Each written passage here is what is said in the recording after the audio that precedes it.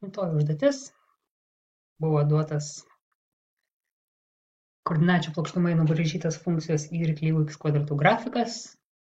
Na, jeigu kas nežino, tai galiu dar pasakyti, kad šitas grafikas pavadinimą turi, tai yra parabolė. Bet čia, kaip sakant, tiesiog uždavinio sprendimui tai tas įtakos neturėjo. Būtent tas pavadinimas. Tai pirmoji šio uždavinio dalis prašymas šios funkcijos apibrėžimo sritį. Apibrėžimo sritis kas yra? Apibrėžimo sritis, jeigu kalbame apie apibrėžimo sritį, tai yra x. Kai prašo reikšmių sritis, tada y. Tai x-ai, aplamai, apibrėžimo sritis yra visi galimi x-ai. Tai yra, su kuriomis x reikšmėmis mes galime paskaičiuoti funkcijos reikšmę. Tai šiuo atveju matome, kad tikrai šis grafikas, tai yra šios funkcijos išraiška. Tai tikrai jinai neturi nei šaknų, nei jinai yra kokia nors tai racionalusis reiškinys, tarkim, vienas iš x, žodžiu. Jokių apribojimų nėra, nei vardiklis, tai yra vardiklio iš vis čia nėra, žodžiu, nes netrukmena, tai jei būtų išreikšta kažkokia tai trukmena, tai tuomet sakytume vardiklis, kad negali būti lygus nuliui, būtų šaknis, sakytume, kad pošaknis negali būti neįgiamas, o šiuo atveju tiesiog bet kokį tik tai x sugalvočiau reikšmę iš visų realiųjų skaičių aibės, su visom tom x reikšmėm galėčiau paskaičiuoti aš būtent funkcijos reikšmę. Taigi, apibrėžimo sritis yra visi realiai skaičiai, arba galime intervalų užrašyti nuo minus begalybės iki plius begalybės. Antroji dalis prašė nustatyti, su kuriomis x reikšmėmis reiškia būtent taškas x ir 4 priklauso funkcijos grafikui.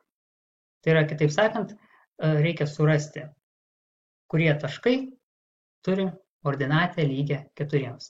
Tai matome, kad čia buvo galima tiesiog netgi iš brėžinio tą nustatyti, nes kaip matome, kaip tik čia ta dalis grafiko būtent čia ir pateikta, reiškia, tiesiog pat nusibrėžėme čia y lygu 4 ir žiūrime, kokie x, tai minus 2 ir 2.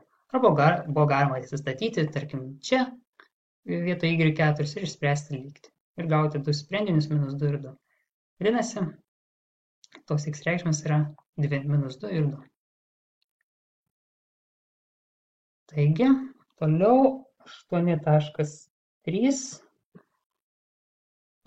vėl nepriklauso. Sakau, gerai, kad bent jau yra paryškinta, nes žiūriu, vertinti sudarinėtojų užduočių nusprendė taip tarsi šiek tiek pakišti kojas su visais nepriklauso, neteisingi, vietoj to, kad klausti, kad priklauso, teisingi. Taip, bet čia tiesiog. Tai nepriklauso funkcijos grafikui. Kurie iš jų nepriklauso? Tiksliau vienas. Tai tiesiog tikriname. Čia iš tiesų gali atrodyti, kad čia gal ir ilgas sprendimas, bet iš tiesų tie, kas įgudė, tai čia greitai patikrino, įsistatė ir paskaičiavo. Tiesiog čia reikėjo statytis vietoj x-o šitą štai reikšmę, reiškia, iš tos poros reikėjo pirmąjį reikšmę, nes čia yra x-as. O čia antrasis narys yra y-as. Tai užtat reikia statytis vietoj x-o minus 5, čia tarkim 3, 16, 6, žiūrėt, ar gaunas atitinkamai 25, 9, 4, 36. Jeigu gaunas, reiškia priklauso. Tai gauname, kad tik C atveju reiškia nepriklauso, nes kai įsistatom vietoj x16, gaunasi 256, o tai tikrai nėra lygu 4. Vadinasi, C taškas vienintelis iš šių nepriklauso. Kitoji dalis prašė tiesiog nubraižyti funkcijos minus x kvadratu plus 1 grafiką.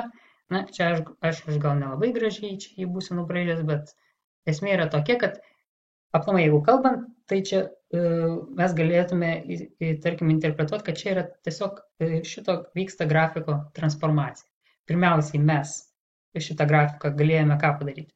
Jeigu nebūtų plus 1, tai x kvadratu ir minus x kvadratu, kuo jie būtų, skirtusi, kaip jie atrodytų vienoje koordinačių sistemoje. Tai tiesiog būtų tas pats grafikas, tiesiog jis būtų atitinkamai, jo viršūnė būtų čia ir eitų šakos čia žemyn. Tiesiog jis būtų atvaizduojamas simetriškai x ašies atžvilgiu. Taip, tiesiog.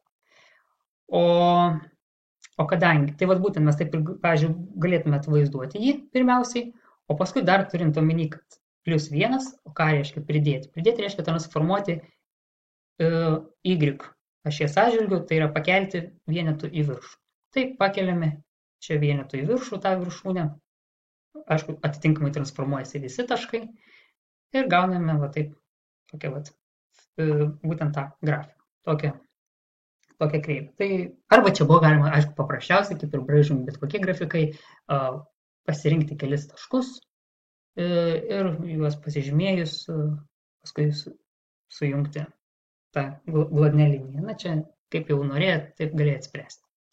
Taigi, toks buvo 8 dalies, tai yra 8 uždavinio sprendimas.